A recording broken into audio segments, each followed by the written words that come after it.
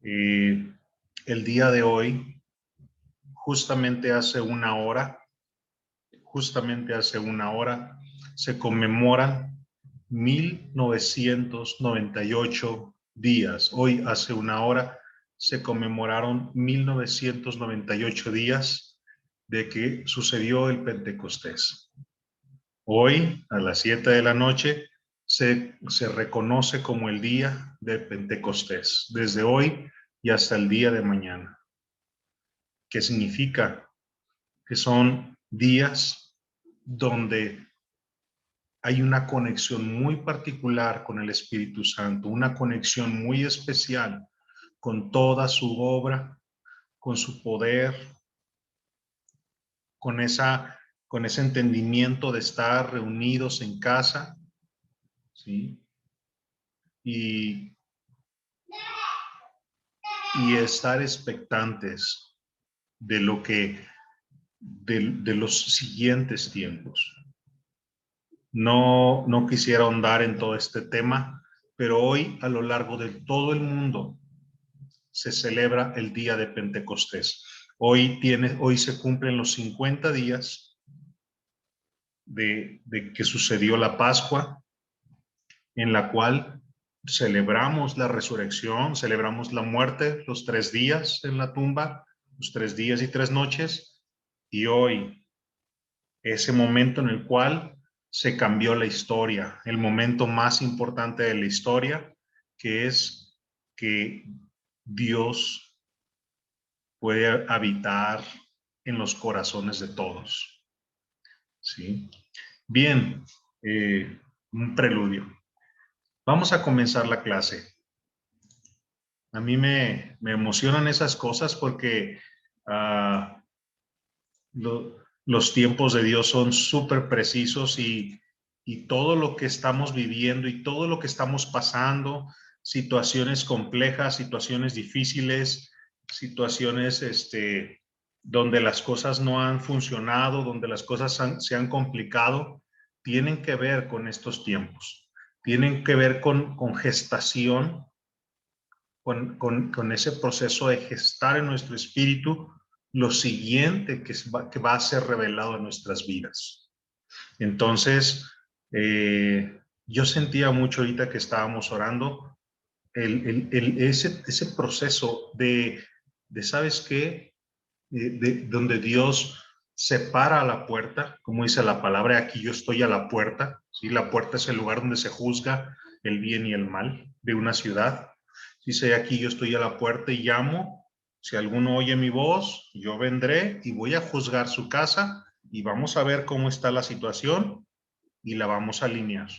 Entonces, son tiempos donde Dios, después de Pascua, fue invitado a muchos hogares y Dios entró y la gloria de Dios no siempre es algo bonito, hermoso, precioso, no. La gloria de Dios puede matar a una persona que esté en pecado. La gloria de Dios puede hacer pedazos las montañas, puede hacer retumbar la tierra. ¿Qué sucede? Muchos entramos en procesos donde nuestra tierra fue retumbada y sacudida. Y ahora Dios terminó de juzgar, y para los que siguen estando en ese proceso remanente, es esa palabra: en lo poco fuiste fiel, en lo mucho te pondré. Eh, yo la creo, yo la tomo, y yo creo que viene de parte del corazón de Dios. Bien. Ok. En la clase pasada estuvimos hablando de sanidad en las relaciones. Obviamente, hablar de sanidad en las relaciones es algo mucho, mucho, mucho más complejo. Esto sería un curso completo. Pero estuvimos hablando de las relaciones hombre-mujer, relaciones entre padres, relaciones entre hijos, un poquito del tema de relaciones entre esposos, la relación de Dios con el hombre, ¿sí? de relaciones entre hermanos, ¿sí? Establecer límites, resolver conflictos. Y bien, ya no vimos este siguiente tema, que era el tema de ilegitimidad. Ilegitimidad prácticamente es esa continuidad o profundización al tema anterior. El tema de ilegitimidad tiene que ver con la relación padre e hijo. Padre-hijo, padre e hija, ¿sí? Ambos necesitan por igual ese concepto de padre. Entonces, tenemos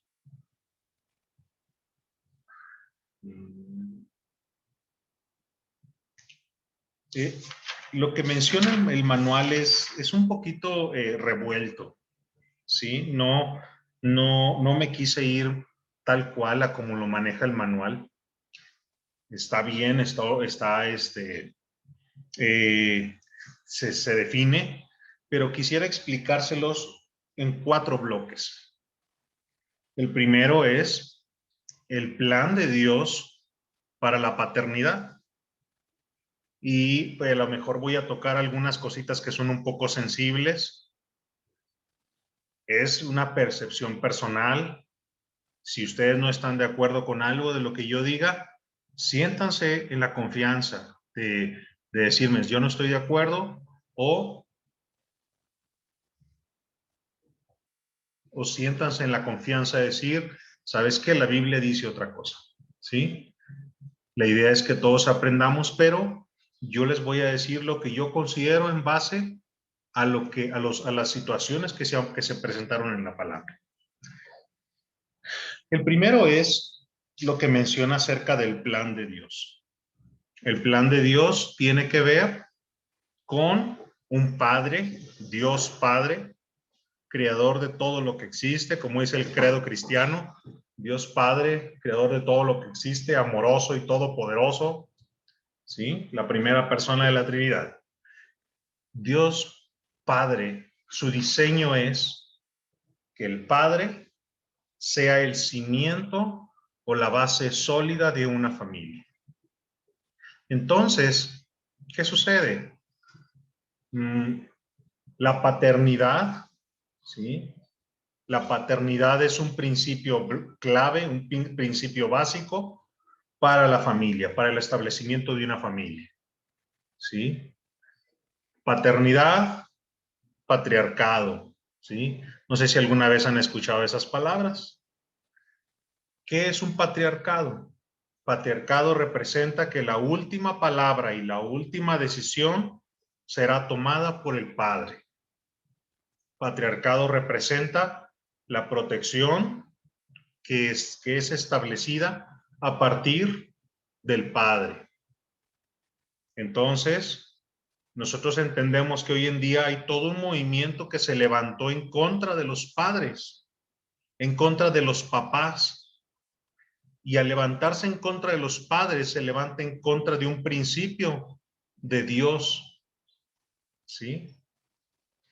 El patriarcado es un principio establecido en la Biblia, ¿sí? Y yo he tenido conflictos con personas por decir algo así. Pero ¿qué sucede?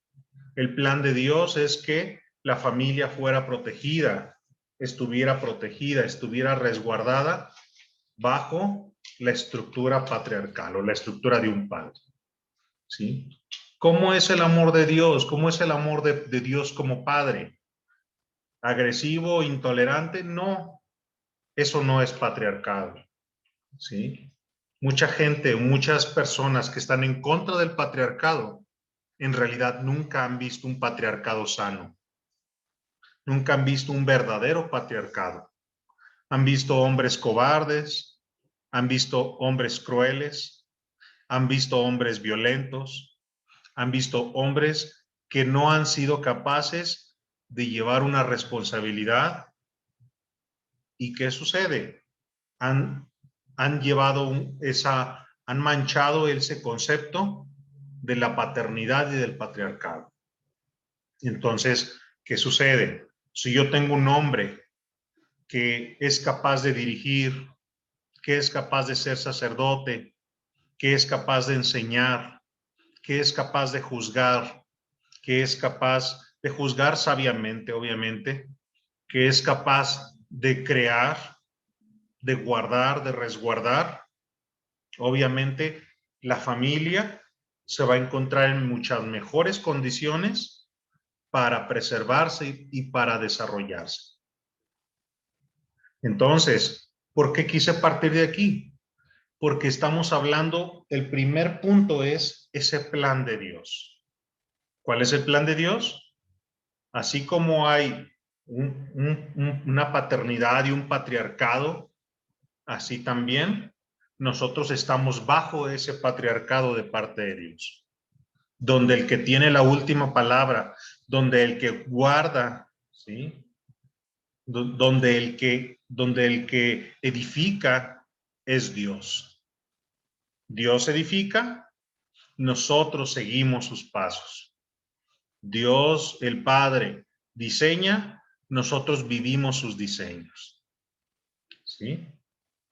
Entonces, el diseño de Dios es que vivamos de forma precisa todo su camino, todo lo que Él está estableciendo, que lo vivamos. Así como dice la palabra, Cristo, por lo que padeció, aprendió obediencia. Tú no puedes aprender a obedecer si primero no padeces. Solo el que padece aprende obediencia.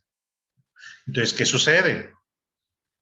Cristo necesitaba despojarse de esa forma de pensar donde Él era Señor, donde Él a los 5 años se le iba a sus papás porque Él tenía que estar en los negocios de su padre. Y Dios le dijo, a ver. Jesús todavía no era el Cristo. Él tenía que convertirse en el Cristo. Jesús, tienes que padecer para que aprendas a obedecer. Entonces, Él entra en todo un proceso por el cual Él se va creando y Él se va desarrollando hasta llegar a ser el Cristo. Así también nosotros entramos en procesos en Dios, en el cual Él nos enseña a hacer a través de todo el proceso. Y padecer no solo significa sufrir, padecer significa despojarse del ego, del yo, de mí mismo, ¿sí? Entonces, donde estamos constantemente yendo a la cruz para aprender obediencia. ¿Qué es obediencia? Es seguir las instrucciones de Dios. Si yo prefiero seguir mis instrucciones y tener mi libre albedrío, lo que a mí me conviene, lo que a mí me convence y lo que yo estoy pensando, yo no estoy siguiendo las órdenes de Dios. ¿Y qué sucede? Yo voy a padecer y yo necesito entrar en un proceso de crucifixión hasta que yo adopte la obediencia. Entonces, el plan de Dios es justamente ese. Dice, pero por la gracia de Dios soy lo que soy y su gracia no ha sido en vano para conmigo. Antes he trabajado más que todos ellos, pero no yo, sino la gracia de Dios que está conmigo. ¿Sí? Entonces, ilegitimidad tiene que ver con quitarnos ese sello de tener un padre en el cielo. Eso es ilegitimidad. Todas las herramientas del sistema de este mundo tratando de convencernos que no tenemos un padre, que no merecemos un padre, que no somos justos y todas las artimañas que nos hacen sentirnos solos e indefensos. Dice, Satanás siempre tratará de convencernos de que en realidad somos indignos, de que somos inaceptables, pecadores enfermos, dice el manual, personas incorregibles, gente que nunca será nada delante de Dios. Tú eres hijo de Dios y has sido declarado justo por Él porque confiaste en Cristo. Entonces, ¿qué sucede? No hay nada que yo pueda hacer, nada que yo pueda hacer para convertirme en hijo de Dios acepto. Nada, únicamente el sacrificio de Cristo. Solamente la sangre de Cristo me hace acepto delante de Dios. Cuando yo me acerco a Dios, así como el dintel estaba manchado de la sangre, yo estoy manchado de la sangre y eso me permite a mí es acercarme a la gloria de Dios sin caer muerto, sin morir. Entonces, ¿qué sucede? El diablo trata de decirnos, ¿sabes qué? Tú tienes que hacer esto, tienes que hacer esto otro, tienes que lograrlo por esto, por tus fuerzas. Pero la verdad es esta, no hay nada que yo pueda hacer para ser más digno delante de Dios. No hay nada que yo pueda hacer que valga más que la sangre de Cristo. Eso es el principio o es la base de la gracia. ¿Sí? Obviamente pues entendemos que esos son rudimentos, pero es el principio de la gracia. No hay nada que yo pueda hacer para ser más justo que Cristo o para ser justo sin Cristo. No hay justo ni aún uno. Solamente Cristo es el que nos redime. Entonces, dice el plan de Dios para nuestras vidas. Fuimos creados para buenas obras, ¿sí? Preparadas de antemano. ¿Qué significa de antemano? Significa que antes de la fundación del mundo, ¿sí? La fundación del mundo es el momento en el que Adán come de la manzana, ¿sí? Es la fundación del mundo. ¿Qué sucede? Desde antes de ese momento, nosotros fuimos creados.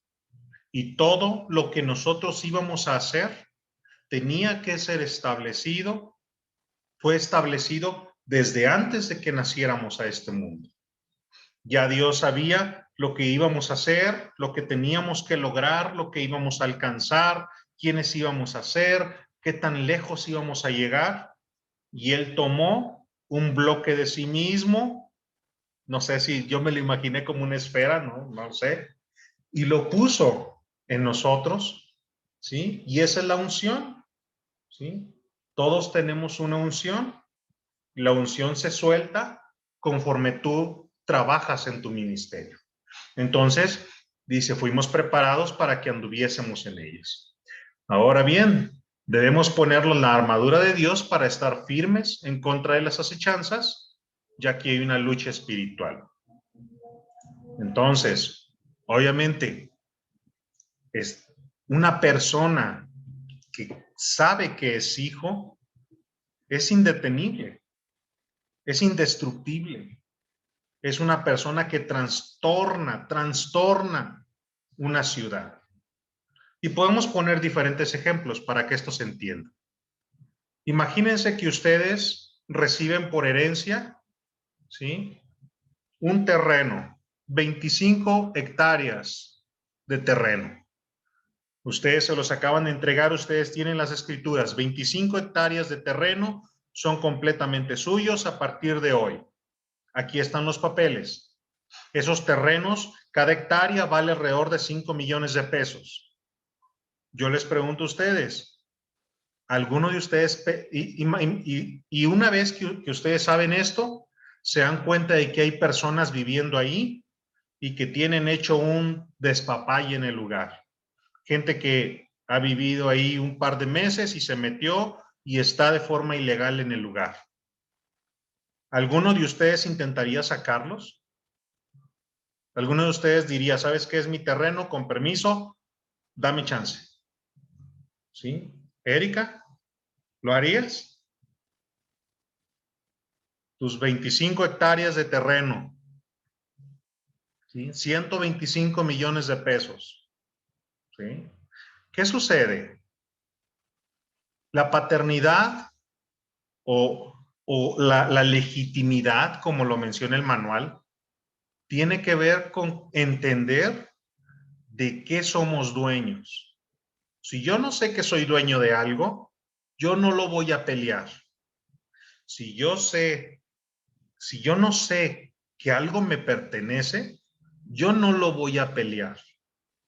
Pero si yo empiezo a descubrir, si a cada uno Dios le dijera, ¿sabes qué? Ese cerro que está ahí, todo ese terreno es tuyo. Se acabó, es mío.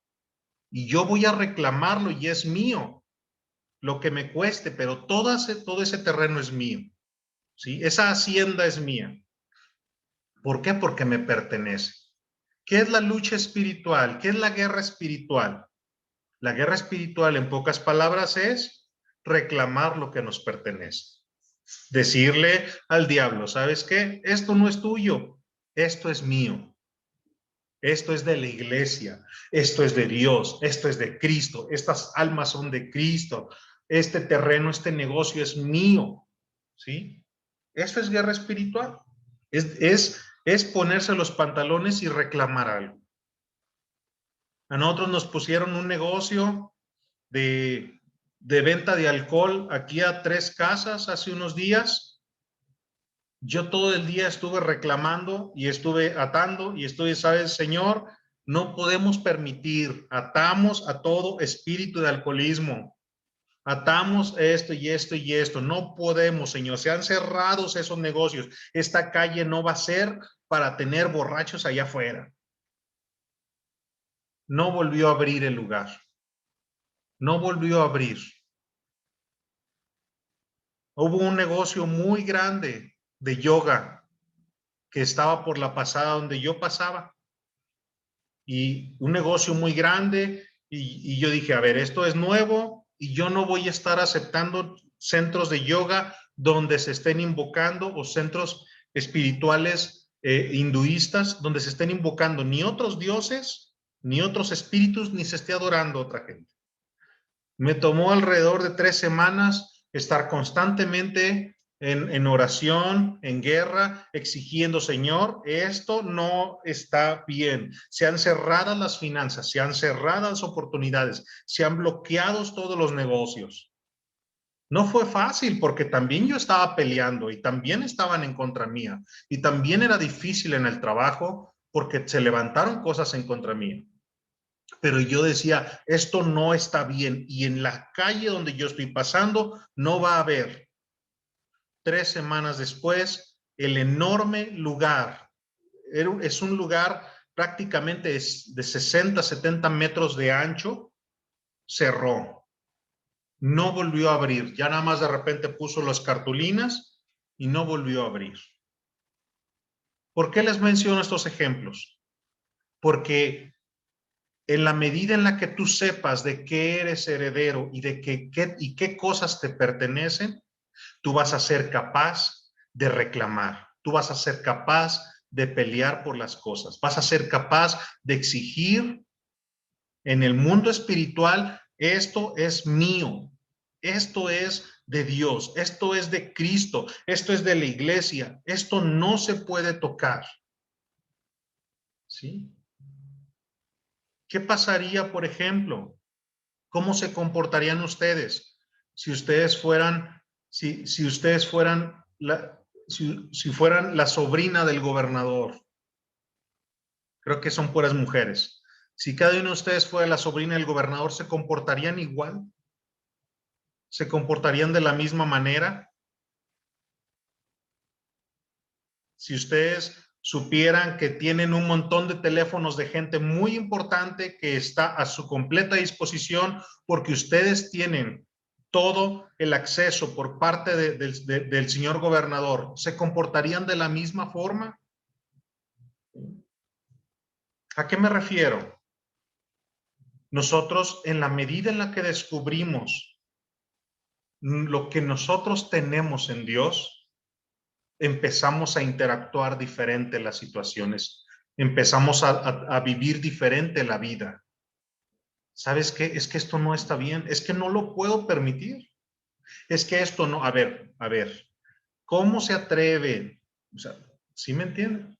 ¿Y qué sucede? Ustedes se empiezan a comportar como hijas de un rey, a vivir como hijas de un rey y no como personas, empezamos a vivir no como personas ilegítimas. Entonces, prácticamente este tema, a pesar de que es bien pequeñito, es de los más importantes, porque tiene que ver con mentalidad. Tiene que ver con dos opciones. La opción de la mentalidad del pueblo en el desierto, donde Señor, dame, Señor, hazme, Señor, consígueme, Señor, estoy harto, Señor, mejor me hubieras dejado allá donde yo. La opción B, ¿sabes qué? La opción de Josué y la opción de Caleb. Caleb significa perro de guerra, perro de caza, ¿sí? Un perro que está entrenado para matar personas. Eso significa Caleb, un perro de guerra, ¿sí? Y ese Caleb tenía creo que 80 años o 90 años, no me acuerdo, y Caleb va y conquista toda una montaña porque Dios le dijo, ¿sabes qué? Esta montaña es tuya, te la voy a dar a ti y es para tu familia. Y él dijo, Señor, ya acabamos todas las guerras, ya hicimos todo, ahora sí voy por mi heredad. Esto me corresponde porque tú me lo prometiste. Y con 80 años va y aniquila una raza de gigantes. No dejó ni uno y se quedó con la mejor vista, con las colinas más importantes de la tierra. Entonces, mi único interés aquí, mi única intención en este tiempo, en estos conceptos es que ustedes se pregunten de qué tengo derecho como hija de Dios. ¿De qué tengo derecho? ¿A qué tengo yo derecho? ¿A qué tengo yo derecho a vivir? Si yo hubiera sido hijo o hija de un rey, hija o hijo de un altísimo funcionario de una nación, ¿a qué tendría derechos? ¿Sí? Y de ahí empieza todo ese proceso de pensar diferente, de decir esto sí, esto no, hago esto otro. El esclavo no tiene tiempo, el esclavo vive para sobrevivir.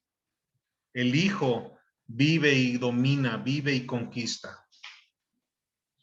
Ya se va a cortar, nos vemos en un momentito.